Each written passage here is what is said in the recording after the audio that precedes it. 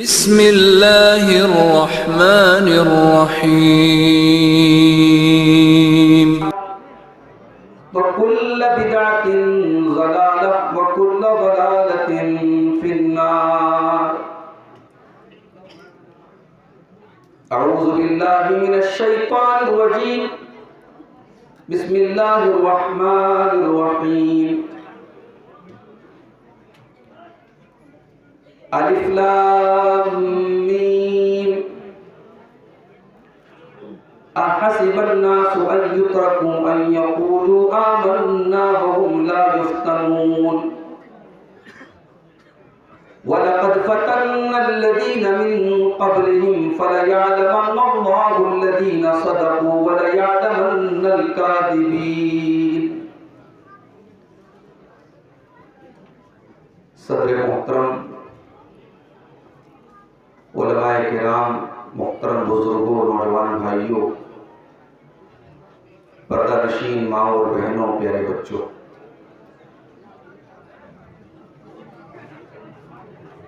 حسین آباد کی سرزمین پر اس کے پہلے بھی کئی مرتبہ پروگراموں میں حاضری کا موقع ملا، لیکن آج تھوڑا سا ذہنی طور پر ڈسٹرب ہوں. میری 11 مہینے کی بچی بیمار ہے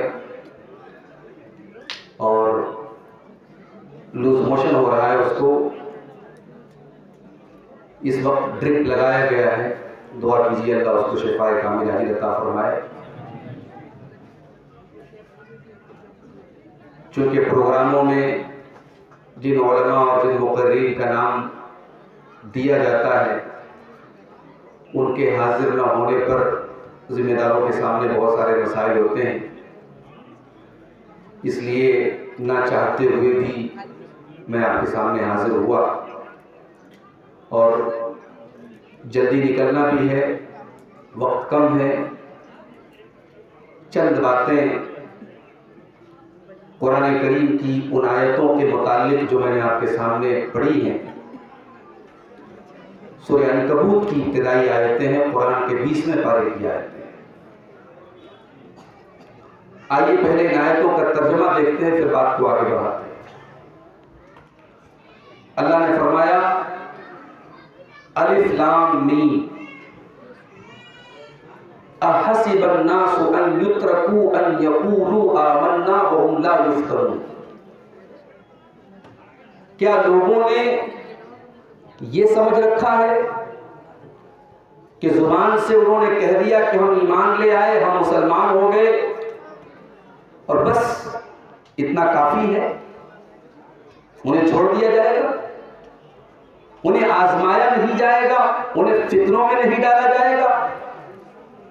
ایسا نہیں ہے. جس دن آپ نے یہ کہا کہ ہم ایمان لے آئے، ہم مسلمان ہو گئے، اب آپ یہ سمجھ جائیے کہ ایک امتحانوں کا راستہ، ایک آزمائشوں کا راستہ، ایک کانٹوں بھرا راستہ آپ نے چنا ہے. الف لام میم احسب الناس ان يتركوا ان يقولوا آمنا وهم لا يفتنون. اے لوگوں، کیا تم نے یہ سمجھ لیا کہ زبان سے آمنا کہہ دینے کے بعد، لا الہ الا اللہ پڑھ دینے کے بعد تمہیں یوں ہی چھوڑ دیا جائے گا، تمہیں آزمایا نہیں جائے گا، تمہیں فتنوں میں نہیں ڈالا جائے گا، تمہیں آزمائشوں میں نہیں ڈالا جائے گا؟ وَلَقَدْ فَتَنَّا الَّذِينَ مِن قَبْلِهِمْ. میرے بندو، یہ تو اللہ تعالیٰ کی سنت ہے، یہ تو اللہ تعالیٰ کا دستور ہے، یہ تو اللہ تعالیٰ کا طریقہ ہے. ہر دور میں اس نے اہل ایمان کو آزمایا ہے. فَلَيَعْلَمَنَّ اللَّهُ الَّذِينَ صَدَقُوا وَلَيَعْلَمَنَّ الْكَاذِبِينَ. اللہ تعالیٰ ایمان والوں کو آزماتا ہے، ان کو فتنوں میں ڈالتا ہے تاکہ کھرے کو کھوٹے سے الگ کر دے، سچے کو جھوٹے سے الگ کر دے. ہمارے پیارے نبی، اللہ کے آخری نبی جناب محمد رسول اللہ صلی اللہ علیہ وسلم کے اوپر اور آپ کے صحابہ کے اوپر کیا آزمائشیں نہیں ہیں؟ کبھی موقع ملے میرے نوجوان ساتھیوں، اسی حسین آباد کی سرزمین کے ایک سپوت نے سیرت کی ایک ایسی کتاب لکھی تھی جس نے دنیا میں اپنی عظمت کا لوہا بنایا۔ کبھی فیس بک سے، کبھی واٹس ایپ سے، کبھی سوشل میڈیا سے فرصت ملے تو ڈیلی آدھا گھنٹہ کا صحیح، 1 گھنٹے کا صحیح ٹائم نکالو اور رحیق المختوم پڑھ دو اور ذرا دیکھو جس نبی کی محبت کے لمبے چوڑے ہم دعوے کرتے ہیں، اس نبی کی سیرت کیسی تھی، اس نبی کی زندگی کیسی تھی۔ اس نبی کے صحابہ نے اپنے ایمان کو، اپنے دین کو بچانے کے لیے کون سی قربانی نہیں دی؟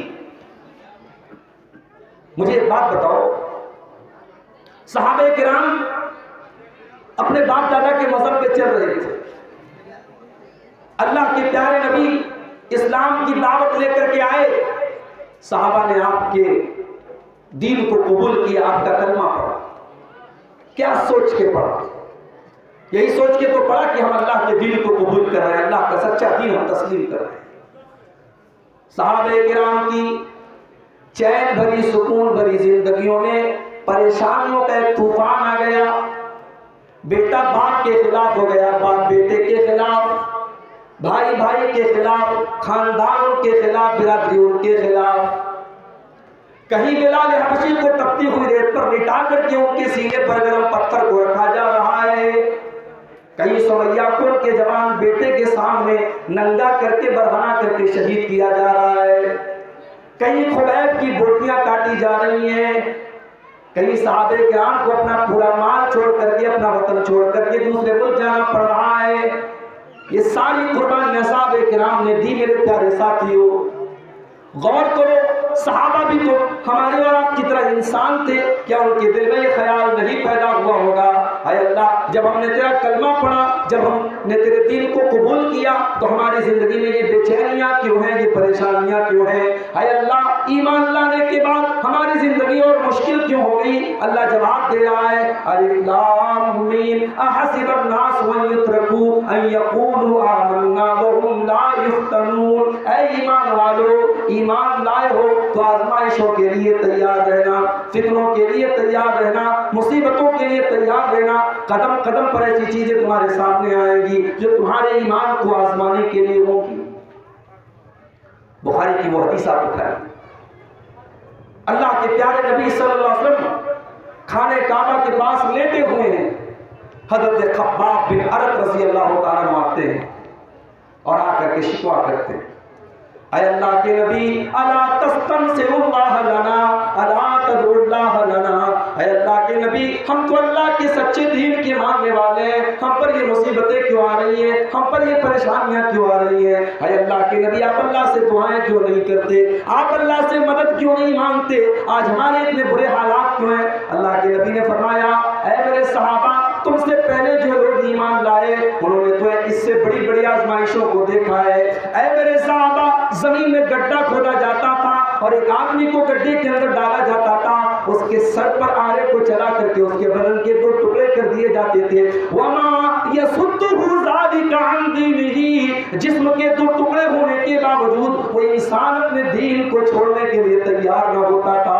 اے میرے صحابہ تم سے پہلے ایسے لوگ بھی آئے کہ لوہے کی کنگھیوں سے ان کے بدن سے گوشت کو ادھیڑ دیا گیا، ان کی ہڈیوں کو الگ کر دیا گیا، ان کے گوشت کو الگ کر دیا گیا۔ وَمَا يَصُدُّهُ ذَلِكَ عَنْ دِينِهِ، اور اتنی بڑی تکلیف بھی ان کے دین سے ان کو نہ روک سکی۔ اے میرے صحابہ یہ اللہ کا دین ہے، یہ اسلام ہے جو غالب ہو کر کے رہے گا۔ وَلَٰكِنَّكُمْ تَسْتَعْجِلُونَ، لیکن تم جلد بازی سے کام لے رہے ہو۔ ایمان کا راستہ آزمائشوں کا راستہ ہے، اور اس آزمائش کے لیے شریعت میں ایک لفظ آیا ہے فتنہ۔ یہ فتنہ کس کو کہتے ہیں؟ عربی زبان میں فتنہ کہتے ہیں سونے کو آگ میں جب تپایا جاتا ہے اور سونے کے اوپر کا جو میل کچیل دور کیا جاتا ہے اور یہ پتہ لگایا جاتا ہے کہ سونا کتنا پیور ہے، کتنا شدھ ہے، اس پورے پروسیس کا نام عربی میں فتنہ ہے۔ گویا کہ شریعت کی نظر میں فتنہ اس چیز کو کہتے ہیں جس کے ذریعے آپ کے ایمان کی پیورٹی کو چیک کیا جائے۔ فتنہ وہ چیز ہے جو آپ کے دین اور ایمان کے لیے خطرہ بن جائے اور آپ کے لیے اس سے بچنا بہت مشکل ہو جائے، لیکن بچنا ضروری ہو۔ اور یہاں ایک بات اور نوٹ کر لیجیے، ضروری نہیں ہے کہ بیماری ہی فتنہ ہو، ضروری نہیں ہے کہ مصیبت ہی فتنہ ہو، ضروری نہیں ہے کہ تکلیف ہی فتنہ ہو۔ کبھی دولت بھی فتنہ بن کر کے آتی ہے، کبھی شہرت بھی فتنہ بن کر کے آتی ہے، کبھی آپ کی اپنی اولاد آپ کے لیے فتنہ بن جاتی ہے، کبھی آپ کی بیوی آپ کے لیے فتنہ بن جاتی ہے۔ انما اموالکم واولادکم فتنہ، اے میرے بندو تمہارا مال بھی فتنہ بن سکتا ہے، تمہاری اولاد بھی فتنہ بن سکتی ہے۔ وَنَبْلُوكُمْ بِالشَّرِّ وَالْخَيْرِ فتنہ، میرے بندو ہم تمہیں شر کے ذریعے بھی آزمائیں گے اور ہم خیر کے ذریعے بھی تمہیں آزمائیں گے۔ کبھی دولت بھی تمہارے لیے فتنہ بن جائے گی، کبھی تمہاری خوشحالی بھی تمہارے لیے فتنہ بن جائے گی، ہم ہر طریقے سے تمہیں فتنوں کے ذریعے آزمائیں گے۔ اور موجودہ دور یہ فتنوں کا دور ہے میرے بھائی، قدم قدم پر ایسی چیزیں ہم دیکھ رہے ہیں، محسوس کر رہے ہیں جو ہمارے دین کے لیے، ہمارے ایمان کے لیے، ہماری توحید کے لیے خطرہ ہے۔ اور یہ وہ دور ہے جس دور کی طرف اشارہ کرتے ہوئے اللہ کے پیارے نبی جناب محمد رسول اللہ صلی اللہ علیہ وسلم مدینہ کی ایک پہاڑی پر چڑھتے ہیں اور بارش کا موسم ہے، بارش کے قطرے گر رہے ہیں زمین کے اوپر۔ آپ اپنے صحابہ سے کہتے ہیں انی لأری الفتن خلال بیوتکم کبواقع القطر، اے میرے صحابہ میں دیکھ رہا ہوں تمہارے گھروں میں جس طریقے سے بارش کے قطرے پہنچتے ہیں، مختلف قسم کے فتنے تمہارے گھروں میں پہنچیں گے، کوئی گھر نہیں بچے گا، کوئی پریوار نہیں بچے گا، کوئی فیملی نہیں بچے گی، تمہارے گھروں میں فتنے داخل ہو جائیں گے۔ کیسے فتنے ہوں گے؟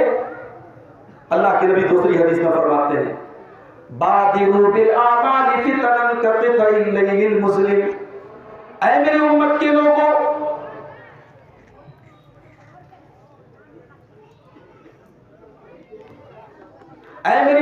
لوگوں تم عمل کرنے میں جلدی کرو اس سے پہلے کہ فتنوں کا دور آ جائے۔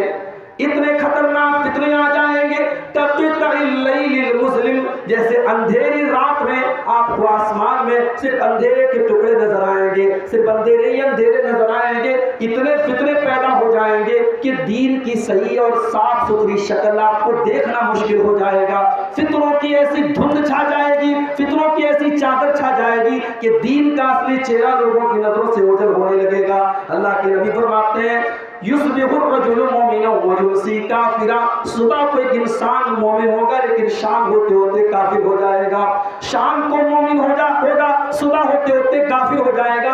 ایمان کی ویلیڈیٹی 12 گھنٹے کی بھی نہ ہوگی۔ یبیع دینہ بعرض من الدنیا، اور دین اتنا حقیر بن جائے گا، دین اتنا سستا بن جائے گا لوگوں کی نظر میں، چند ٹکوں کے بدلے لوگ اپنے دین کا سودا کر لیں گے۔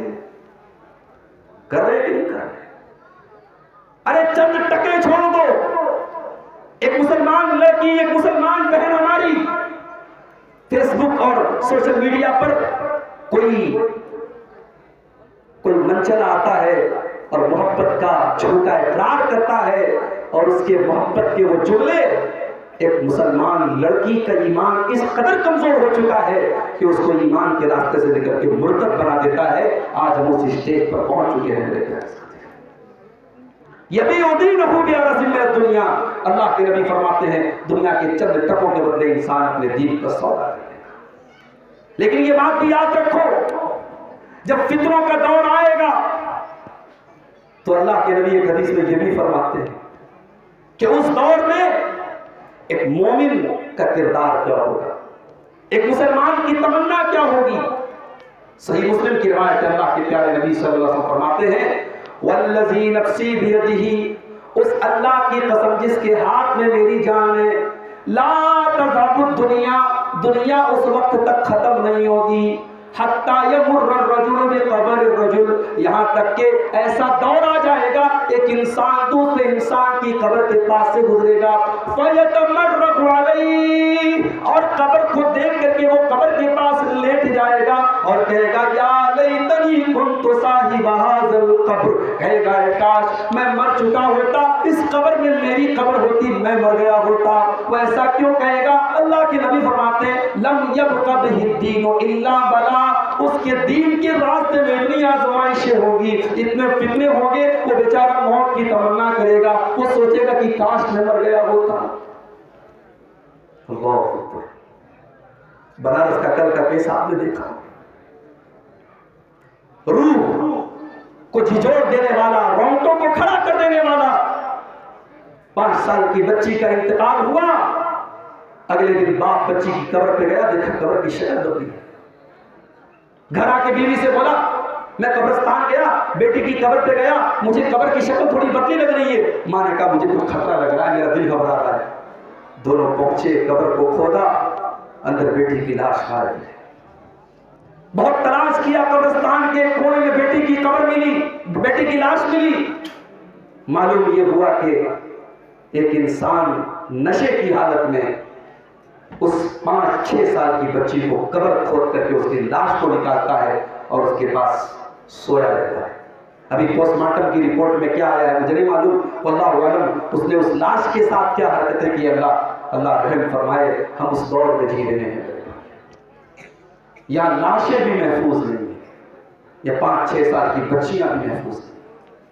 یہ وہ دور ہے، اگر اللہ کے نبی نے یہ کہا ہے کہ اہل ایمان اس اسٹیج پر پہنچ جائیں گے کہ اس قبر کے پاس جا کر کے یہ آرزو اور تمنا کریں گے کہ کاش میں اس قبر میں ہوتا، تو میرے بھائیوں آج وہ دور کو ہم دیکھ رہے ہیں۔ یہ فتنوں کا دور ہے میرے بھائی، دین کا راستہ کانٹوں کا راستہ ہے، شیطان اپنے مشن پہ لگا ہے، خواہشات کے کانٹے اپنے طریقے سے بچھے ہوئے ہیں، لیکن اسی دین کے راستے پر ہمیں چلنا ہے اور یہی کامیابی کا راستہ ہے۔ اللہ کے نبی فرماتے بدا الاسلام غریبا وسیعود کما بدا غریبا فطوبى للغرباء۔ اسلام جب شروع ہوا تھا تو اجنبی تھا، اسلام کے ماننے والے دنیا کی نظروں میں بڑے عجیب لوگ تھے، اور اے میرے صحابہ آگے چل کر کے وہ دور پھر سے آ جائے گا، اسلام پر چلنے والے اجنبی ہو جائیں گے۔ پردہ کرنے والی لڑکیاں، نقاب پہننے والی لڑکیاں آج بڑے بڑے شہروں میں چلی جائیں، فلائٹوں میں چلی جائیں، ایئرپورٹ پہ چلی جائیں تو ان کو اپنا نقاب عجیب لگنے لگتا ہے۔ دنیا والے ننگی گھومنے والی لڑکیوں کو اتنی عجیب نظروں سے نہیں دیکھتے جتنی عجیب نظروں سے یہ برقع نشین خاتون کو دیکھا جاتا ہے۔ آج برقع عجیب بن گیا، آج نوجوان کی داڑھی عجیب بن گئی، آج کسی نوجوان کا پاک دامن ہونا عجیب بن گیا۔ کوئی نوجوان اگر کہہ دے کہ میرا کسی کے ساتھ کوئی تعلق نہیں ہے، میں کسی غلط کام میں نہیں پڑتا ہوں، اس کے دوست مذاق اڑاتے ہیں، اس کے ساتھی مذاق اڑاتے ہیں، تو کس دور میں جیتا ہے؟ تیری تو کوئی کسی لڑکی سے دوستی نہیں ہے، تیرا کسی سے تعلق نہیں ہے، تو بڑا دقیانوس ہے۔ آج دین پر چلنے والا اجنبی بن گیا، زناکار اور بدکار یہ دنیا کی نظروں میں ہیرو بن گیا، اور اپنے دامن کو گناہوں سے بچانے والا اجنبی بن گیا، دین اجنبی بن گیا میرے بھائی۔ نماز پڑھنے والے گنتیوں میں ملیں گے، بے نمازی ہزاروں کی تعداد میں ملیں گے، اپنے دامن کو گناہوں سے بچانے والے انگلیوں پہ گنے جائیں گے، اور گناہوں کی دلدل میں پھنسے ہوئے ہزاروں کی تعداد میں ملیں گے۔ اللہ کے نبی فرماتے ہیں ایسا دور پھر سے آئے گا، دین پر چلنے والے اجنبی بن جائیں گے۔ جب ایسا دور تم دیکھو تو اللہ کے نبی خوشخبری دیتے فرماتے ہیں فَطُوبَى لِلْغُرَبَاءِ، اے دین پر عمل کرنے والوں، تمہیں دنیا اگر اجنبی سمجھتی ہے تو سمجھتی رہے، تمہارا نبی تم کو جنت کی خوشخبری سنا رہا ہے۔ فَطُوبَى لِلْغُرَبَاءِ، اے اجنبیوں تم کو اللہ کے نبی جنت کی بشارت سنا رہے ہیں۔ یہ فتنوں کا دور ہے، اس دور میں دین پر عمل کرنے میں بہت سارے چیلنج ہیں، مگر اللہ کے نبی کی خوشخبری بھی ہمارے لیے ہے۔ اس دور میں اگر ہماری مسلمان بہن نے اپنے پردے کو بچا لیا، ہمارے بھائی نے اپنے دامن کو گناہوں سے بچا لیا، ہم نے شریعت پر کی پاسداری کی، تو اللہ کے نبی کی خوشخبری ہے فَطُوبَى لِلْغُرَبَاءِ، اللہ کے نبی فرماتے جنت کی خوشخبری سنا دے ایسے لوگ۔ اور آگے بڑھیے، اللہ کے پیارے نبی ایک دوسری حدیث میں فرماتے ہیں یاتی علی الناس زمان الصابر فیہم علی دینہ کالقابض علی الجمر، لوگوں کے اوپر وہ زمانہ بھی آنے والا ہے، وہ دور بھی آنے والا ہے جب دین کے اوپر ثابت قدم رہنے والا اور دین کے اوپر ڈٹا رہنے والا اتنا مشکل دور سے گزرے گا، اتنے مشکل حالات سے گزرے گا، کالقابض الجمری، جیسے ہاتھ میں انگارہ لینے والا ہوگا، ہاتھوں میں انگارہ لینا جتنا مشکل کام ہے، دین کے اوپر ثابت قدم رہنا اور دین کے اوپر ڈٹے رہنا اتنا مشکل کام ہے۔ ہم اس دور سے زندگی گزار رہے ہیں۔ اب آئیے ہم اس دور کے چند فتنوں کو دیکھتے ہیں قرآن و سنت کی روشنی۔ اس دور میں کون سے بڑے بڑے فتنے ہیں جو ایک مسلمان کے لیے خطرہ بن سکتے ہیں اور بنے ہوئے ہیں؟ اگر ہم فتنوں کی بات کریں تو سب سے بڑا فتنہ اس امت کے لیے اس وقت سب سے بڑا فتنہ ہے شرک کا فتنہ۔ امت کے ایک بڑے طبقے کو اولیاء اللہ کی تعظیم کے نام پر اور بزرگوں کی تعظیم کے نام پر توحید سے ہٹا کر کے شرک کے راستے پر لے کے ڈال دیا ہے۔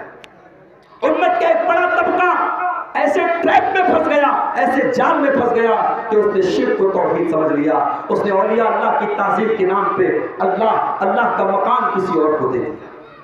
مولانا الطاف حسین حالی اردو زبان کے بڑے مشہور شاعر گزرے، ان کو دنیا سے گئے 100-150 سال ہو گئے۔ انہوں نے اس دور میں ایک نقشہ کھینچا تو مسلمان سوسائٹی کا۔ 2023 میں بھی ایسا لگتا ہے مولانا حالی آج کے دور کا نقشہ کھینچ رہے ہیں۔ کرے غیر گر بت کی پوجا تو کافر، کواکب میں مانے کرشمہ تو کافر، جھکے آگ پر بہرے سجدہ تو کافر، جو ٹھہرائے بیٹا خدا کا تو کافر، مگر مومنوں پر کشادہ ہے راہیں، پرستش کریں شوق سے جس کی چاہے، نبی کو جو چاہے خدا کر دکھائے، اماموں کا رتبہ نبی سے بڑھائے، مزاروں پہ جا جا کے نظریں چڑھائے، شہیدوں سے جا جا کے مانگے دعائیں، نہ توحید میں کچھ فرق اس سے آوے، نہ اسلام بگڑے نہ ایمان جاوے۔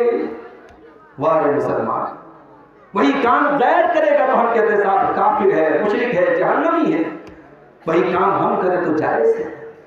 نہیں میرے بھائی، اللہ کے ساتھ غداری مت کرو، اللہ کے ساتھ بے وفائی مت کرو۔ جب نماز میں کہتے ہو ایاک نعبد و ایاک نستعین، اے اللہ عبادت کروں گا تو تیری کروں گا، مدد مانگوں گا تو تجھ سے مانگوں گا۔ نماز میں جب یہ اقرار کر لیا تو مشکل کشا کوئی اور نہیں ہو سکتا، غوث اعظم کوئی اور نہیں ہو سکتا، دستگیر کوئی اور نہیں ہو سکتا، حاجت روا کوئی اور نہیں ہو سکتا، بگڑی بنانے والا کوئی اور نہیں ہو سکتا، غریب نواز کوئی اور نہیں ہو سکتا، بندہ نواز کوئی اور نہیں ہو سکتا۔ وہی رب ہمارا مشکل کشا اور حاجت روا اور غریب نواز اور بندہ نواز ہے، جس نے مچھلی کے پیٹ میں یونس کی دعا کو قبول کیا تھا، جس نے 85 سال کے ابراہیم کو بیٹے سے نوازا تھا، جس نے 90 سال کے زکریا کو یحییٰ عطا کیا تھا، جس نے اپنے نبی کی اور نبی کے صحابہ کی اور تمام اہل ایمان کی ہر دور میں پریشانیوں کو دور کیا تھا۔ میرے بھائیوں، اپنے توحید کی حفاظت کرو۔ اس دور کا سب سے بڑا فتنہ شرک ہے، اور اللہ کے نبی کو اپنی امت کے بارے میں خطرہ تھا، یہ خطرہ تھا کہ میری امت شرک کرے گی۔ اللہ کے پیارے نبی صلی اللہ علیہ وسلم فرماتے ہیں، ترمذی کی روایت ہے، لا تقوم الساعۃ، قیامت اس وقت تک نہیں آئے گی، حتی تلحق قبائل من امتی بالمشرکین، یہاں تک کہ میری امت کے کچھ لوگ مشرکوں کے ساتھ نہ مل جائیں، وحتی یعبد الاوثان، اور میری امت کے اندر بھی بت پرستی نہ ہونے لگے، تب تک قیامت نہیں آئے گی۔ بت پرستی کرے گی یہ امت، اور اس کے مظاہر آج آپ مسلمانوں کی سوسائٹی میں دیکھ سکتے ہیں۔ ایک اور حدیث دیکھیے، اللہ کے نبی فرماتے ہیں، صحیح مسلم کی روایت ہے اور حدیث کے راوی حضرت ابو ہریرہ ہے، فرماتے ہیں اللہ کے نبی نے فرمایا، لا تقوم الساعۃ حتی تضطرب علیات نساء دوس حول ذی الخلصہ، قیامت اس وقت تک نہیں آئے گی جب تک قبیلے دوس کی عورتیں ذو الخلصہ نامی بت کا چکر نہ لگائیں گی۔ یہ قبیلے دوس کون سا قبیلہ تھا؟ یہ حضرت ابو ہریرہ کا قبیلہ تھا، یہ یمن کا قبیلہ تھا۔ اللہ کے نبی نے ان کے قبیلے کا نام لے کر کے کہا کہ اے ابو ہریرہ، قیامت اس وقت تک نہیں آئے گی جب تک تیرے قبیلے کی عورتیں بتوں کا چکر نہ لگائیں گی۔ ابو ہریرہ کی ایمانداری دیکھو، ابو ہریرہ کی دیانت دیکھو، ابو ہریرہ کی صداقت دیکھو، نبی سے جو الفاظ سنے، منوان امت کے سامنے بیان کر دیا. اس بات کی کوئی پرواہ نہیں کی کہ نبی اکرم میرے قبیلے کی عورتوں کے بارے میں بول رہے ہیں, میرے قبیلے کی عورتوں کی امیج خراب ہو رہی ہے, میرے قبیلے کی امیج خراب ہو رہی ہے. میرے پیارے ساتھیوں, حضرت ابو ہریرہ کی یہ حدیث ان لوگوں کے منہ پر تھپڑ ہے جو حدیث کا انکار کرتے ہیں اور حدیث پر شک کرتے ہیں. ارے اللہ کے نبی کے صحابہ تو وہ ہیں کہ اپنے قبیلے کے خلاف بھی اگر کوئی حدیث انہوں نے نبی سے سنی ہے تو منوان اس کو بیان کر دیا ہے. آپ نے فرمایا ہے ابو ہریرہ, قیامت کے پہلے وہ دور آئے گا جب قبیلے دوس کی عورتیں ذوالخلصہ نامی بت کا چکر لگائیں گے. تو شرک کا فتنہ بہت بڑا ہے, اور اسی سے متعلق فتنہ ہم دیکھ رہے ہیں, ارتداد کا فتنہ. کتنے مسلمان لڑکے اور کتنی مسلمان لڑکیاں جنہیں ہم اور آپ یہ سمجھتے ہیں کہ وہ مسلمان ہیں, مگر معاف کیجئے گا مانسک روپ سے, مینٹل طور پر وہ مرتد ہو چکے ہیں. کتنے مسلمان ہیں, پہلے جب ہم نماز پر تقریریں کرتے تھے تو لوگوں کے سر شرم سے جھک جاتے تھے. لوگوں کو لگتا تھا یار ہاں واقعی میں ہم غلط کر رہے ہیں, ہم نماز نہیں پڑھ رہے, غلط کر رہے ہیں. اب کیا حالات ہے بھائی؟ اب آپ نماز کا نام لیجئے تو سماج کا ایک طبقہ ایسا بھی ہے جو کہتا ہے چپ رہو مولوی صاحب, نماز کے علاوہ بھی کوئی موضوع ہے کہ نہیں آپ کے پاس؟ کتنے دن تک نماز روزہ بولتے رہو گے؟ نماز روزہ کے اوپر کی بھی بات کرو. اچھا بھائی, اس کا مطلب کہ آپ کی نظر میں نماز روزہ کوئی اہمیت کی چیز نہیں ہے.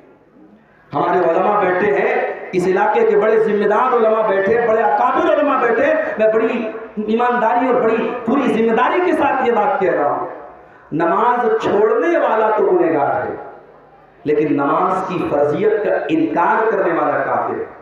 اس میں کوئی اختلاف نہیں, کسی مسلک کا اختلاف نہیں. نماز کوئی نہیں پڑھتا ہے وہ گنہگار ہے, اس کے بارے میں اختلاف ہے. کچھ علماء نے کہا کافر ہو گیا, کچھ علماء کہتے ہیں کافر نہیں ہے, گنہگار ہے. لیکن جس نے نماز کی فرضیت کا انکار کر دیا, جس کی نظر میں نماز کوئی اہمیت کی چیز نہیں ہے, جو نماز پر تقریر کرنے والے مولوی سے کہتے چھوڑو گیا نماز روزہ کی بات کتنے دن تک کرو گے, وہ کافر ہو سکتا ہے جس نے نماز کی فرضیت کا انکار کیا. آج ذہنی طور پر اور فکری طور پر سماج کا ایک بڑا طبقہ مرتد ہو رہا ہے, اور ہمیں اور آپ کو شاید اس طبقے کی فکر نہیں ہے. ہماری لڑکیاں کالجوں میں پڑھ رہی ہیں. شبلی کالج میں ہماری بیٹی گریجویشن کر رہی ہے, ہماری بہن گریجویشن کر رہی ہے. ہم تو بڑے مطمئن کے ساتھ ہماری لڑکیاں تو ماشاءاللہ بڑا نام روشن کر رہی ہیں, ہائر ایجوکیشن حاصل کر رہی ہیں. آپ کی بیٹی نے کالج اور یونیورسٹی کی اعلیٰ تعلیم حاصل کی, بہت اچھی بات ہے, ہم اس کا سپورٹ کرتے ہیں. آپ کی بیٹی نے دین کیا سیکھا میرے بھائی؟ دین کے نام پہ کیا سیکھا؟ دین کے نام پر آپ کی بیٹی نے میڈیا سے دین کی نفرت سیکھی. دین کے نام پر آپ کی بیٹی نے موبائل پر آنے والی ویب سیریز سے اسلام کے بارے میں نفرت سیکھی.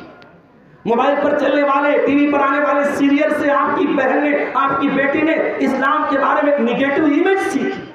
اسے پردہ عذاب لگنے لگا, اسے اسلام کی روک ٹوک, دیور بھابھی کے بیچ میں پردہ, جیجا سالی کے بیچ میں پردہ, اور گھر سے نکلو تو پردے میں نکلو, اسے یہ سارے مسئلے مسائل بڑے بے بنیاد لگے. اسے لگا کہ اسلام اس کے راستے میں رکاوٹ بن رہا ہے.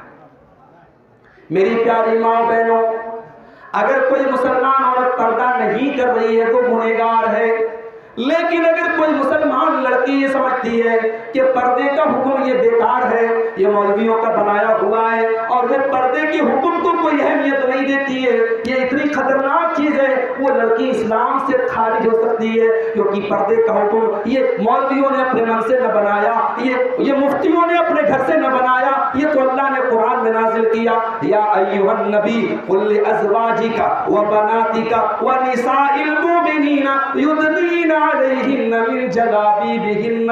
اے نبی اپنی بیٹیوں سے کہہ دیجئے, اپنی بیویوں سے کہہ دیجئے, اور تمام مسلمان عورتوں سے کہہ دیجئے جب وہ اپنے گھر سے نکلا کرے تو اپنے اوپر چادر ڈال لے, اپنے اوپر نقاب ڈال لے, اپنے اوپر کوئی ایسی چیز ڈال لے جس سے ان کا پورا بدن ڈھک جائے, پورا جسم کور ہو جائے. ذالک ادنیٰ ان یعرفن فلا یؤذین. یہ پردہ ہی ان کی پہچان بن جائے گا, یہ پردہ دنیا کو بتائے گا یہ اپنے بدن کو ایکسپوز کرنے والی عورتیں نہیں ہیں.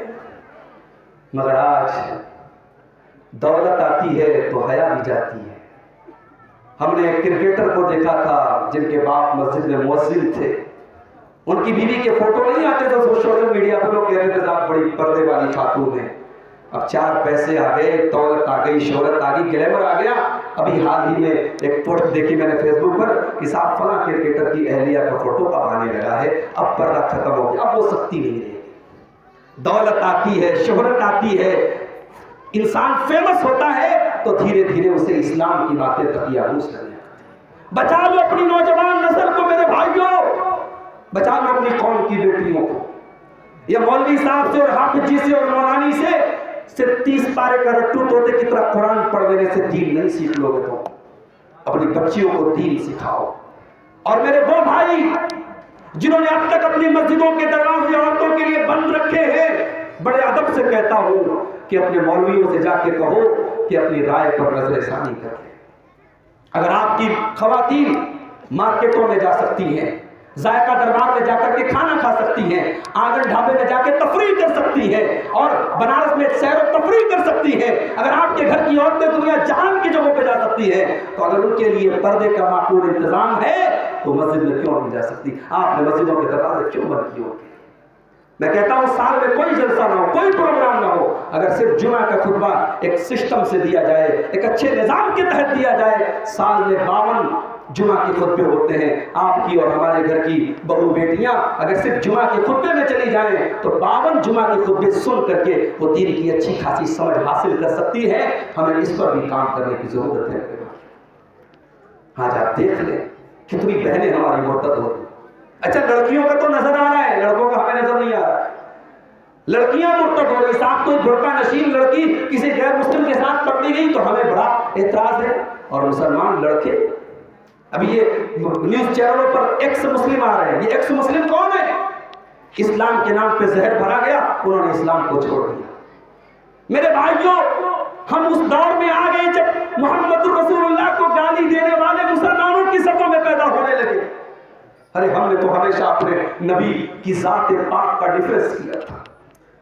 اسی ہندوستان کی سرزمین پر ہماری جماعت کا ایک شیخ تھا، علامہ صلاح اللہ امرتسری فاتح پنجاب فاتح قادیان.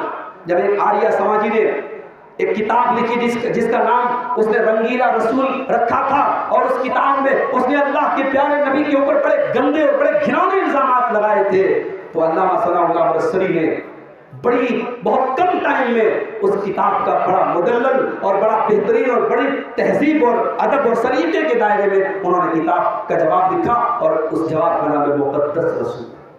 اور انٹرنیٹ پر آج بھی رنگیلا رسول موجود ہے. اسلام کے دشمن آج بھی اس کا مطالعہ کرتے ہیں ہمارے نبی کو برا بھلا کہنے کے لیے. مگر حسین آباد کی سرزمین کے نوجوانوں سے پوچھوں کہ کیا کبھی آپ نے مقدس رسول پڑھی ہے؟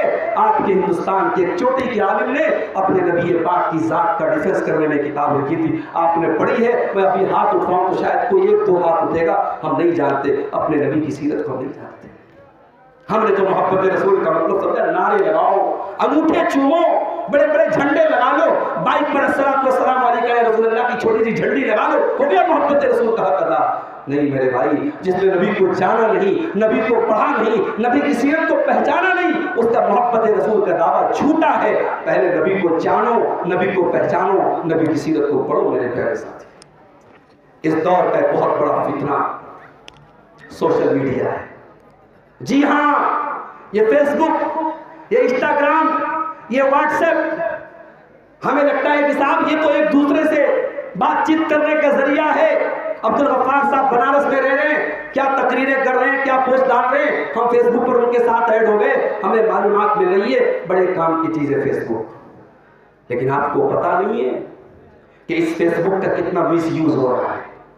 یہ جو جتنے پلیٹ فارم ہے سوشل میڈیا کے، آج یہ مردوں اور عورتوں کے ناجائز تعلقات بنانے کا ذریعہ بن گئے ہیں. میرے بھائی، میں اپنی بہنوں سے کہنا چاہوں گا، کوئی لاکھ آپ سے محبت کا دعویٰ کرے سوشل میڈیا پر، کوئی لاکھ کہے کہ میں آپ کے لیے دل و جان قربان کرتا ہوں، میں آپ سے محبت کرتا ہوں، یاد رکھو وہ محبت نہیں ہے، وہ ہوس ہے، وہ واسنا ہے، وہ لشٹ ہے، وہ جسم کی تسکین کا ایک ناجائز ذریعہ ہے، اس سے بڑھ کے کچھ نہیں. میری بہنوں، سوشل میڈیا کو اپنی عزت کی بربادی کا ذریعہ نہ بناؤ، کسی کی ناجائز محبت نہ بنو. اسلام میں محبت کا ایک ہی کانسیپٹ ہے جو نکاح کے ذریعے وجود میں آتی ہے.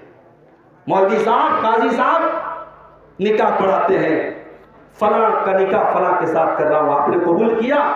لڑکا کہتا ہاں میں نے قبول کیا۔ یہ جو اللہ کا نام لے کر کے جو نکاح پڑھایا جاتا ہے، اس نکاح کے بعد جو محبت ہوتی ہے مرد و عورت کے بیچ میں، اسی محبت کو جائز محبت کہا گیا ہے، اور یہ وہ محبت ہے اللہ دلوں میں پیدا کرتا ہے۔ وَمِنْ آيَاتِهِ أَنْ خَلَقَ لَكُم مِّنْ أَنفُسِكُمْ أَزْوَاجًا لِتَسْكُنُوا إِلَيْهَا وَجَعَلَ بَيْنَكُم مَّوَدَّةً وَرَحْمَةً۔ اللہ کی بہت بڑی نشانی یہ بھی ہے، اس نے تمہارے لیے تمہاری بیویوں کو بنایا تاکہ تم اپنی بیویوں سے سکون حاصل کرو، اور اللہ نے میاں بیوی کے بیچ میں محبت پیدا کر دی اور رحمت پیدا کر دی۔ سکون اسی رشتے میں ہے میرے بھائیوں میری بہنوں۔ سوشل میڈیا کو ناجائز تعلقات کا ذریعہ نہ بناؤ۔ اور میرے وہ بھائی جو کسی لڑکی سے فیس بک پر دوستی کر رہے ہیں، اس سے پینگے بڑھا رہے، اس سے تعلق بڑھا رہے، کان کھول کر کے سن لیں، آپ کی بہن کے دروازے پر بھی کوئی دستک دے رہا ہوگا، اور آپ کے گھر کی عورتوں کے دروازے پر بھی کوئی دستک دے رہا ہوگا۔ سوشل میڈیا کا غلط استعمال نہ کرو، بڑی مفید چیز ہے، بڑے کام کی چیز ہے، مگر آج ایک فتنہ بن چکی ہے۔ ہو کیا رہا ہے؟ لڑکے نے لڑکی کی آئی ڈی دیکھی۔ اچھا، لڑکیاں کیا کرتی ہیں؟ نقاب والا فوٹو لگاتی ہیں، ماشاءاللہ۔ شادی وادی ہوتی ہے نا تو مہندی کا جو ڈیزائن ہوتا ہے وہ ڈیزائن دکھاتی، کیا ضرورت ہے بھائی؟ قرآن کہتا ہے وَلَا يُبْدِينَ زِينَتَهُنَّ، عورتیں کسی غیر محرم کے سامنے اپنی زینت ظاہر نہ کریں۔ آپ کی مہندی کا ڈیزائن بھی آپ کی زینت ہے میری بہنوں، آپ کی چمڑی کا کلر بھی زینت ہے، اپنے نقاب کی اور اپنے مہندی کے ڈیزائن کی بھی نمائش کرنے کا آپ کو کوئی حق حاصل نہیں۔ بڑا طریقہ نکلا ہے آج کل، شادی کے موقع پر خوبصورت کپڑے پہن لیں گی اور اسٹیٹس پر فوٹو لگائیں گی، بس ایک بڑا نیکی کا کام یہ کریں گی کہ چہرے پر کوئی اسٹار لگا دیں گی، ایموجی لگا دیں گی، صاحب ہم تو پردہ کرنے والی خاتونیں، ہم نے چہرہ نہیں دکھایا۔ ماشاءاللہ، کیا پردہ ہے بھائی؟ یہ پردہ نہیں ہے، یہ پردے کا مذاق ہے، یہ پردے کے ساتھ کھلواڑ ہے۔ جو قرآن کہتا ہے فَلَا تَخْضَعْنَ بِالْقَوْلِ فَيَطْمَعَ الَّذِي فِي قَلْبِهِ مَرَضٌ وَقُلْنَ قَوْلًا مَّعْرُوفًا، جو قرآن کہتا ہے کہ مسلمان عورت کسی غیر محرم مرد سے میٹھے لہجے میں، نرم لہجے میں بات نہ کرے، کہیں ایسا نہ ہو اس کے میٹھے لہجے کی وجہ سے سامنے والے کے دل میں کوئی غلط خیال پیدا ہونے لگے۔ میری پیاری ماں بہنوں، جو قرآن اس معاملے میں اتنی سختی کرتا ہے، وہ قرآن اس بات کی اجازت کیسے دے گا کہ آپ اپنے فوٹوز کو سوشل میڈیا کے اوپر ڈالو، آپ اپنی خوبصورتی کی نمائش کرو، آپ اپنے چہرے کی، اپنے جسم کی نمائش کرو؟ میری پیاری ماں بہنوں، آپ ایک مسلمان عورت ہیں، اور ایک مسلمان عورت کو ہمیشہ اپنی ذمہ داریاں یاد ہونی چاہیے۔ اللہ کے نبی فرماتے ہیں المرأۃ عورۃ، عورت پردے میں رہنے کی چیز ہے، فَإِذَا خَرَجَتْ، جب یہ پردے سے نکلتی ہے، اسْتَشْرَفَهَا الشَّيْطَانُ، یہ شیطان کا ہتھیار بن جاتی ہے، شیطان کا آلہ بن جاتی ہے۔ اپنے آپ کو شیطان کا ہتھیار مت بناؤ میری ماں ہے۔ اور ایک بات بتاؤں آپ کو، عورت کے بارے میں دو بڑی الگ الگ حدیثیں آپ کو سنانے جا رہا ہوں۔ ایک حدیث کیا ہے؟ اللہ کے نبی فرماتے ہیں، صحیح مسلم کی روایت ہے، الدنیا کلھا متاع وخیر متاع الدنیا المرأۃ الصالحہ، دنیا کی سب سے قیمتی دولت نیک عورت ہے، نیک عورت سے بڑھ کے دنیا کی کوئی قیمتی دولت نہیں ہے۔ اور دوسری حدیث میں اللہ کے نبی صلی اللہ علیہ وسلم فرماتے ہیں کہ میں نے اپنی امت کے مردوں کے لیے عورت سے خطرناک کوئی فتنہ نہیں چھوڑا۔ یہ بات سمجھ میں نہیں آ رہی کہ ایک حدیث میں اللہ کے نبی کہہ رہے عورت دنیا کی سب سے قیمتی دولت ہے، اور دوسری حدیث میں کہہ رہے عورت سے خطرناک کوئی فتنہ نہیں۔ مطلب یہ ہوا کہ عورت اگر شریعت کی حد میں ہے، دائرے میں ہے، دنیا کی سب سے قیمتی دولت ہے، اور اگر شریعت کی حد سے نکل رہی ہے تو کائنات کا سب سے بڑا فتنہ ہے۔ میری ماں اور بہنوں، اپنے آپ کو فتنہ نہ بناؤ۔ آپ مریم کی اولاد ہیں، آپ فاطمہ کی اولاد ہیں، آپ عائشہ کی وارث ہیں، آپ کی تاریخ بڑی روشن اور تابناک رہی ہے۔ ہم نے جب اماں ہاجرہ کی تاریخ پڑھی، جب ہم نے حضرت سارہ کی تاریخ پڑھی، ہم نے جب حضرت آسیہ کی تاریخ پڑھی، اللہ کی قسم ہماری آنکھوں میں آنسو آ جاتے ہیں۔ اللہ، یہ کیسی عورتیں تھیں! یہ فرعون کی بیوی تھی جس نے اپنے محل کو چھوڑ دیا تھا، رب کی محبت میں اپنے محل کو چھوڑ کر کے فرعون کی بیڑیوں اور زنجیروں کو قبول کیا دیا تھا. یہ مریم تھی جو عفت و عصمت کی پہچان تھی. یہ اما عائشہ تھی جو علم کا مینار تھی. یہ حضرت فاطمہ تھی جو شرم و حیا کا پیکر تھی. یہ اما خدیجہ تھی جو پیارے نبی کی بڑی وفادار بیوی تھی. یہ حضرت زینب بنت خزیمہ تھی جو غریبوں کی ماں تھی. یہ حضرت ام حبیبہ تھی جو نبی سے بے پناہ محبت کیا کرتی تھی. یہ تمام نبی کی بیویاں, یہ تمام امت کی مائیں, میری پیاری ماں اور بہنوں, کبھی موقع ملے سیریل سے اور فالتو چیزوں سے الا بلا سے تو کبھی اللہ کے نبی کی بیویوں کے حالات دیکھو. دیکھو وہ کیسی خواتین تھی. آج عورت بہت بڑا فتنہ بنتی چلی جا رہی ہے. اب تو ماشاءاللہ ایسے ایسے ایپ آ رہے ہیں, ایسے ایسے فلٹر آ رہے ہیں, گورا کالا بن جائے, کالا گورا بن جائے, خوبصورت بدصورت بن جائے, جوان بوڑھا بن جائے. اب تو ماشاءاللہ اب تو فوٹو کا کوئی بھروسہ نہیں. کسی کا فوٹو آتا ہے نا, آپ نہیں کہہ سکتے کہ فوٹو کتنا اوریجنل ہے کتنا نقلی ہے. ابھی تو ایک اور ٹیکنالوجی آئی ہے, فیک ویڈیو بھی بن سکتا ہے. فیک ویڈیو کسی اور کی باڈی پر آپ کا پورا دھڑ لگا کر کے, آپ کا چہرہ لگا کر کے بالکل ایسا بنا دیا جائے گا ایسا لگ رہا آپ بول رہے ہیں. اس لیے اب ویڈیو کی بھی ویریفیکیشن کرنا بہت مشکل ہو گیا ہے. ہمارے پرائم منسٹر صاحب کا بھی ایک لیٹسٹ بیان آیا, انہوں نے بڑی چنتا ظاہر کی ہے کہ اس طریقے سے بڑا مس یوز ہوگا. آج نقلی ویڈیو بھی لوگوں کا بنایا جا رہا ہے. اس دور میں میرے بھائیوں بہت احتیاط کی ضرورت ہے. ہم اس بات کی چنتا کرنا چھوڑ دیں فیس بک پر کتنے لوگوں نے لائک کیا. اس بات کی فکر کرنا چھوڑ دیں کہ ہم کتنے خوبصورت ہیں دنیا والوں کی نظر میں. اللہ تعالیٰ ہمارے چہروں کو نہیں دیکھتا ہے, اللہ ہمارے دلوں کو دیکھتا ہے, اللہ ہمارے اعمال کو دیکھتا ہے. میری ماں اور بہنوں, دنیا والوں نے آپ کے چہرے کی تعریف کی کہ نہیں کی اس سے کوئی فرق نہیں پڑتا, لیکن کل قیامت کے دن اللہ کی عدالت میں, اللہ کی بارگاہ میں ہمارے چہرے روشن ہوں گے یا ہمارے چہرے کالے کلوٹے ہوں گے, یہ طے کریں گے ہمارے اعمال, یہ ڈیپینڈ کرے گا ہمارے عمل کے اوپر. اللہ قرآن میں کہتا ہے وَوُجُوهٌ يَوْمَئِذٍ وَوُجُوهٌ يَوْمَئِذٍ عَلَيْهَا غَبَرَةٌ تَرْهَقُهَا قَتَرَةٌ أُولَئِكَ هُمُ الْكَفَرَةُ الْفَجَرَةُ. قیامت کے دن کچھ ایسے بھی چہرے آئیں گے جو کالے کلوٹے ہوں گے, بڑے بدصورت ہوں گے. یہ کون لوگوں کے چہرے ہوں گے؟ فرمایا أُولَئِكَ هُمُ الْكَفَرَةُ الْفَجَرَةُ. یہ کافروں کے چہرے ہوں گے, یہ فاسق و فاجر لوگوں کے چہرے ہوں گے, یہ اللہ کے نافرمانوں کے چہرے ہوں گے. اس دور کا ایک اور فتنہ ہے علماء سے دوری کا فتنہ. علماء کا مقام ہم نے موبائل کو دے دیا. فتویٰ پوچھنا ہے گوگل سے پوچھ لیں گے, سوال کا جواب تلاش کرنا ہے یوٹیوب پر تلاش کر لیں گے. یوٹیوب پر, انٹرنیٹ پر قادیانی بھی بیٹھا ہے, رافضی بھی بیٹھا ہے, حدیث کا انکار کرنے والا بھی بیٹھا ہے. آپ فرق کیسے کریں گے کون صحیح ہے کون غلط ہے؟ یہ 8 سال 10 سال مدرسوں میں پڑھنے کے بعد آپ کے علماء اگر ان کا کوئی کام نہیں ہے تو مدرسوں کو بند کر دینا چاہیے میرے بھائی. یہ بڑے بڑے علماء پوری زندگیاں قرآن و حدیث پڑھا رہے, ان کا مشن بیکار ہے اگر آپ کا انٹرنیٹ عالم کی جگہ دے رہا ہے. میرے بھائیوں, علماء کو علماء کا مقام دو. علماء سے دور ہوگے تو دین سے کٹ جاؤ گے. یہ علماء ہیں جو آپ تک قرآن و سنت کی صحیح رہنمائی کریں گے, قرآن و سنت آپ تک پہنچائیں گے. اپنے علماء سے اپنا تعلق جوڑیے اور جاہل لوگوں کو مفتی نہ بنائیے. جو لوگ عالم نہیں ہیں, جو علماء سے نفرت کرتے ہیں, علماء سے آپ کو دور کرتے ہیں, علماء سے بیزاری کا اظہار کرتے ہیں, وہ آپ کے کبھی خیر خواہ نہیں ہو سکتے. ابھی ایک صاحب کا ویڈیو دیکھ رہا تھا انٹرنیٹ پر, ہمارے پڑوسی ملک سے ان کا تعلق ہے. علماء کو گالی دینا ان کا بڑا مشغلہ ہے. انہوں نے کسی بات میں کہا کہ بھئی علماء کو تو بارڈر کھول دینا چاہیے اور فلاں ملک میں لڑائی چل رہی وہاں بھیج دینا چاہیے, علماء ختم ہو جائیں, قصہ ہی ختم ہو جائے. میں نے کہا دیکھو یہ ہے اس آدمی کا منصوبہ, یہ چاہتا علماء ختم ہو جائیں. علماء جب تک ہے اس کو پتا ہے اس کی دال نہ گلے گی, جب تک علماء موجود ہے اس کو پتا ہے کہ اس کو لوگ اس کو گھاس نہیں ڈالیں گے. علماء ختم ہو جائیں یہ اس کا منصوبہ ہے. اور میرے نبی کا ارشاد کیا ہے؟ بخاری کی وہ حدیث آپ اپنے سامنے رکھیے.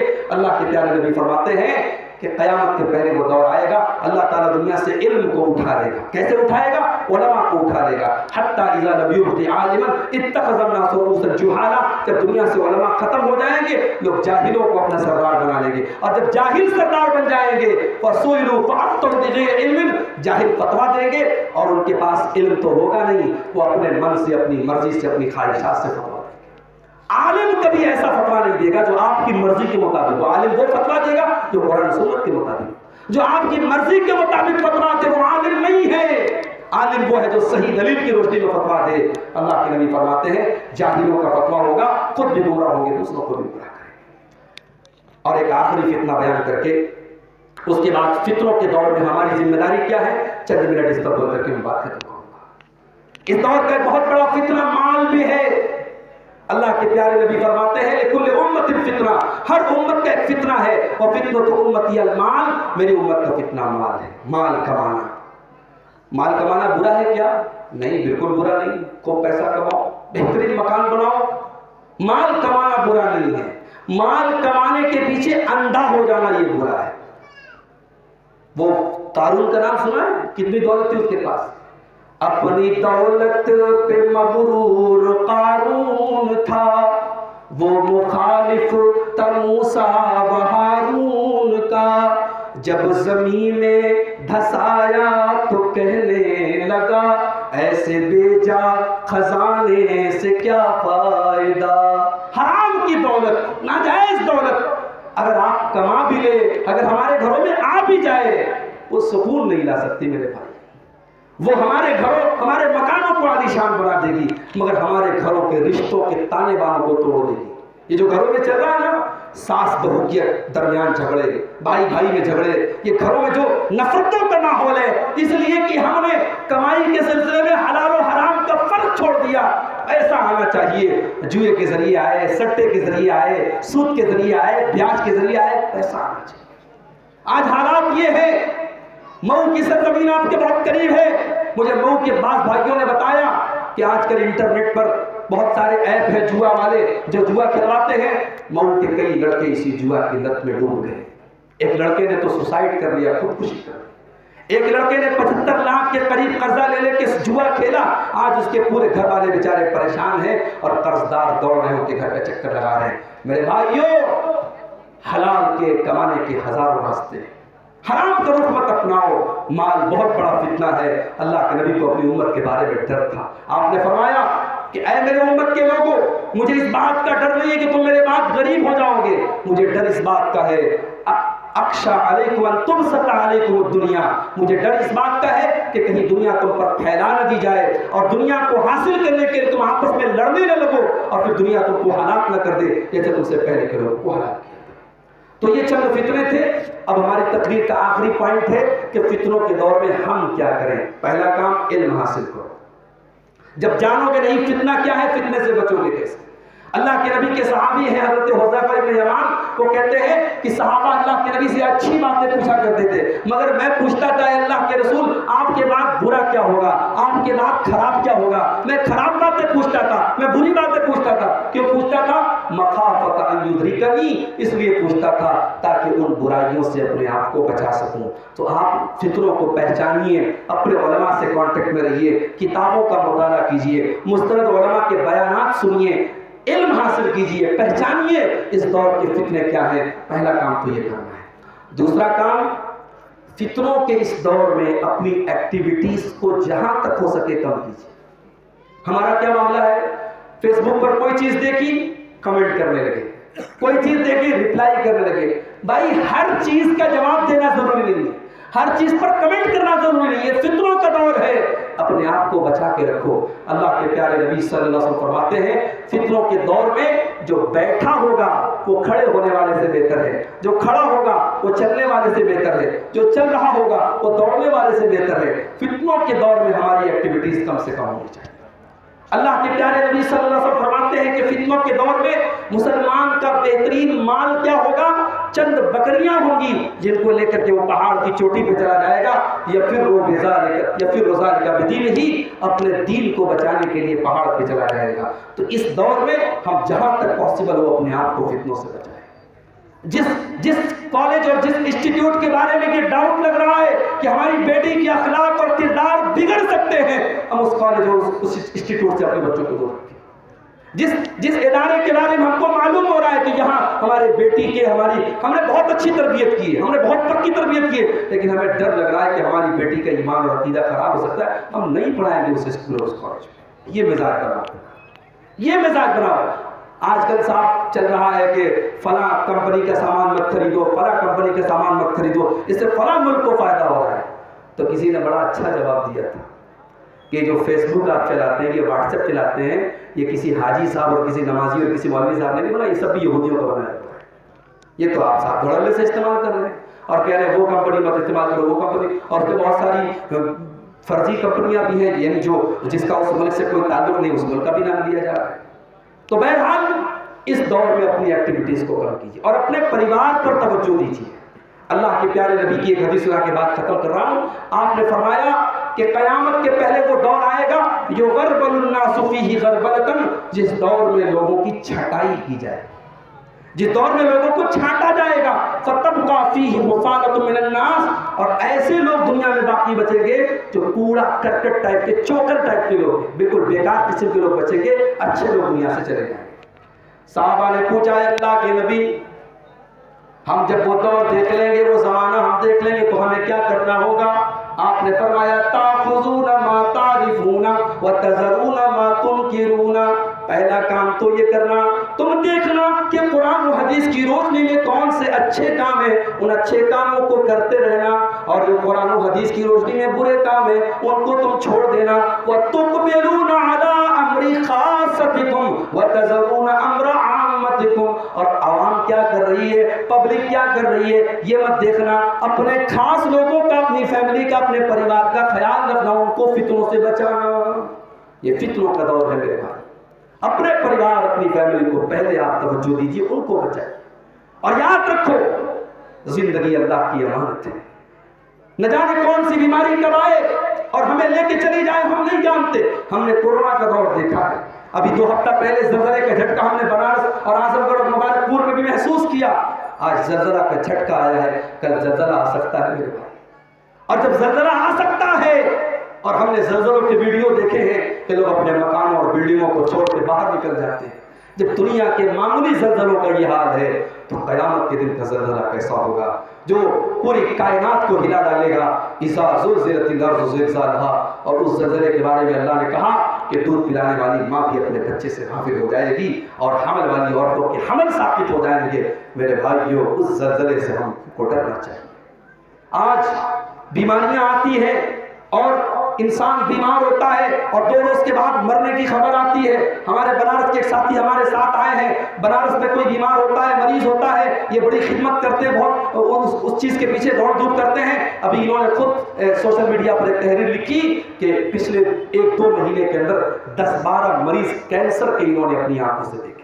جن مریضوں کا علاج کرانے کے دوران انہوں نے دوڑ دھوپ کی، 10-12 مریض انہوں نے دیکھے۔ پہلے ہم کسی ایک کے بارے میں سنتے تھے، پورے گاؤں پوری بستی میں کسی ایک کے بارے میں سنتے تھے کہ کینسر ہو گیا، اب تو سردی زکام کی طرح کینسر ہو رہا ہے۔ میرے بھائیوں، یہ اللہ نے جو سانسیں دی ہیں ان کو غنیمت جانو، کوئی بھروسہ نہیں کب کون سی بیماری آئے اور ہماری سانسوں کی ڈور تھم جائے اور ہمارے دل کی دھڑکن بند ہو جائے۔ جتنی زندگی ملی ہے اللہ کو راضی کرنے میں گزارو، یہی فتنوں کے دور میں نجات کا ذریعہ ہے۔ اللہ کے پیارے نبی فرماتے ہیں فتنوں کے دور میں اگر نیکی کرو گے تو ثواب کتنا ملے گا؟ کہجرت الیہ، جیسے میرے پاس ہجرت کر کے آنے کا ثواب ہے، وہ ثواب تم کو ملے گا جب تم فتنوں کے دور میں عبادت کے کام کرو گے۔ یہ چند باتیں فتنوں کے تعلق سے میں نے بیان کی۔ اللہ سے دعا ہے رب العالمین ہم سب کو ان فتنوں سے محفوظ رکھے۔ اللہ ہماری ماں بہنوں کو، ہمارے نوجوانوں کو خاص طور سے ان فتنوں سے ہم سب کی حفاظت فرمائے۔ آج کا یہ پروگرام جن بھائیوں کی محنتوں سے منعقد ہوا ہے، اللہ ان کی محنتوں کو قبول فرمائے۔ اللہ سارے علماء اور سارے مقررین جو آج کے پروگرام میں آئے ہیں سب کی محنتوں کو قبول فرمائے۔ ابھی میرے بعد بھی شیخ حافظ شکیل احمد صاحب جو سدھارتھ نگر کی سرزمین سے آئے ہیں اور جماعت کے بڑے بہترین مقرر ہیں، ابھی آپ کو ان کا بھی خطاب سننا ہے، آپ ان کا بھی خطاب سنیے اور کوشش کیجیے کہ ہم یہاں سے جو باتیں لے کے جائیں انشاءاللہ ہم ان کو عملی جامہ بھی پہنائیں اور ان باتوں پر ہم عمل کریں۔ اللہ تعالی ہم سب کو اس کی توفیق عطا فرمائے۔ اللہ ہمارے بیماروں کو شفا عطا فرمائے۔ اللہ ہمارے روزی روٹی سے پریشان بھائیوں کی روزی میں برکت عطا فرمائے۔ اللہ جب تک دنیا میں زندہ رکھے، اسلام پر زندہ رکھے، اور ہم